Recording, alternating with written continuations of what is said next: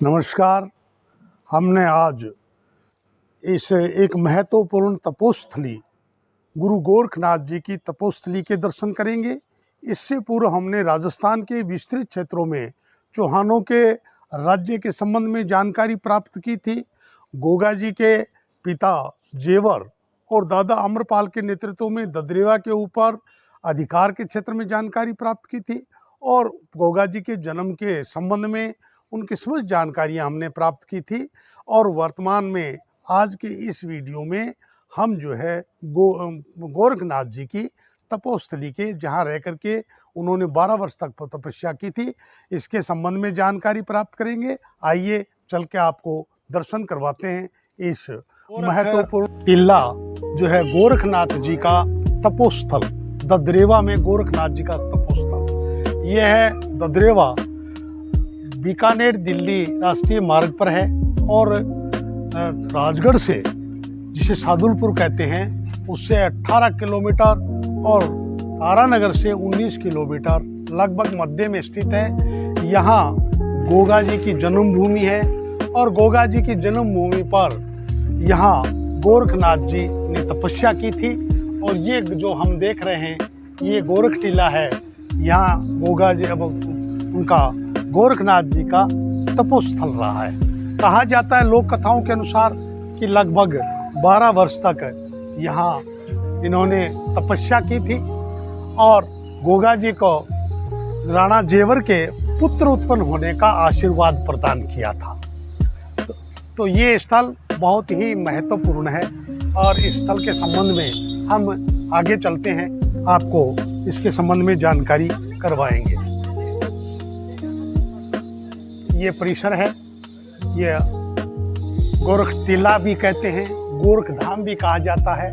गोरखनाथ जी की ये तपोस्थली जहाँ इधर वो यात्रियों के ठहरने के लिए धर्मशालाएं बनी हुई हैं। इधर यात्रीगण बराबर आते रहते हैं और दर्शन प्राप्त करते हैं यहाँ से। और ये आइए आगे हम और चलते हैं। निर्माण कार्य भी बराबर चालू है और अंदर गोरखनाथ जी की तपोस्थली जो है उनका धूना है, उस धूने के पास में आपको वहाँ दर्शन करवाएंगे। ये देखो यहाँ से ये प्रारंभ होता है मंदिर का क्षेत्र। यहीं से जो आगे आगे पूरा परिसर, बहुत ही सुंदर निर्माण कार्य यहाँ किया हुआ है। गोरखनाथ जी के बाद उसी परंपरा में जो शिष्य हुए उनके भी यहाँ पूज्य स्थल हैं। पहले हम इधर इस स्थान के तरफ है वो देखें। ये यहाँ एक पूज्य जाल है, इधर आइए। आपको ये इसमें सबसे महत्वपूर्ण जो स्थान है, सबसे महत्वपूर्ण दर्शनीय जो स्थल है, ये है गोरख धूना। इसे गोरख धूना कहते हैं। कहा जाता है, लोक कथाओं में कहा जाता है कि यहाँ पर गोरखनाथ जी ने 12 वर्ष तक तपस्या की थी। ये तब से यानी लगभग 1100 वर्षों से ये धूना अभी प्रज्वलित है। क्यों? धूना अभी प्रज्वलित है ना? हाँ, है ना? हाँ, ये गोरख धूना है। यहाँ पर बैठ कर के गोरखनाथ जी ने 12 वर्ष तक तपस्या की थी। ये पूज्य स्थल है। इसका सबसे महत्वपूर्ण और पूज्य स्थल ये गोरख धूना है, जो लोग बड़े श्रद्धा के साथ इसे ये ढक के रखते हैं। अग्नि प्रज्वलित है लगभग 1100 वर्ष से, यानी लगभग हम यूं माने कि विक्रम संवत, ये इतिहास के तथ्यों की बात कर रहा हूँ, कहीं कल्पनाओं में और आस्था प्रधान है वो साहित्य की रचना की बात नहीं कर रहा हूँ। लगभग विक्रम संवत की लगभग 1018 के आसपास गोरखनाथ जी का यहाँ आगमन हुआ था और उन्होंने यहाँ तपस्या की थी। ये इन समाधि स्थल का प्रवेश द्वार है। बहुत ही सुरम्य स्थल है, बहुत ही आस्था प्रधान स्थल है।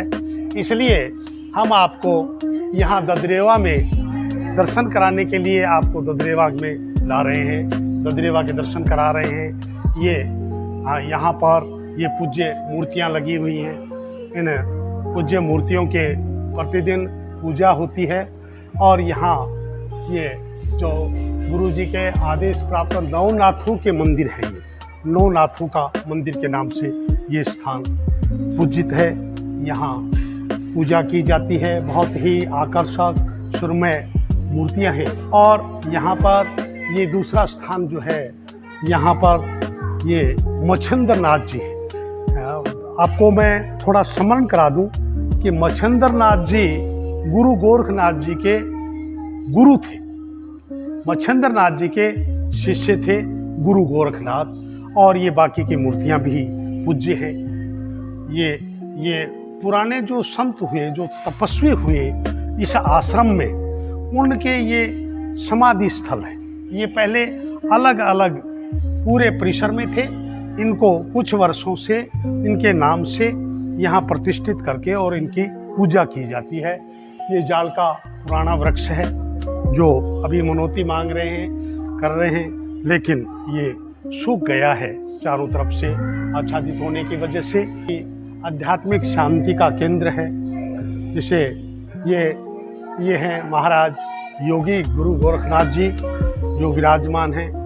गोरखनाथ जी की गद्दी है। यहाँ पर लोग लाखों की संख्या में दर्शन करने के लिए यात्री आते रहते हैं। बहुत ही देखने से शांति मिलती है। बहुत ही आस्था प्रधान मूर्तियाँ हैं। वर्षों से यहाँ पूज्य स्थल है। ये गोरखनाथ जी के इस डेरा, स्थानीय भाषा में गोरखनाथ जी का डेरा कहते हैं, किला कहते हैं। और ये कालका का स्थान है। कहा ऐसा जाता है कि जहाँ नाथों के पूज्य स्थल हैं, वहाँ कालका का स्थल, कालका का मंदिर, कालका का पूज्य स्थान अवश्य होता है। तो ये इसी परिसर का भाग है जहाँ देवी अपने स्वरूप में विराजमान है। भैरवनाथ जी का मंदिर है। भैरवनाथ जो हैं एक लोक देवता हैं। उनका भी यहाँ मंदिर स्थापित किया हुआ है। उनकी भी यहाँ नियमित रूप से पूजा होती है। इस स्थान पर ये गोगा जी की मूर्ति स्थापित की हुई है। गोगा जी गोरखनाथ जी के शिष्य थे। गोरखनाथ जी के आशीर्वाद से जन्म हुआ था। कहा जाता है कि संसार में गुरु गोरखनाथ सशरीर, ऐसा ही मान्यता है कि गुरु गोरखनाथ संसार में सशरीर 150 वर्ष तक रहे। तो आपके गोरखनाथ जी के आशीर्वाद से इनका जन्म हुआ। गोरखनाथ जी के शिष्य थे। गोरखनाथ जी की विचारधारा के अनुसार ही इनका शासनकाल रहा। और ये स्वाभिमानी शासक गोरखनाथ जी जैसे महापुरुष के निर्देशन में ही इन्होंने अपना जीवन व्यतीत किया। धन्य ऐसे महापुरुष।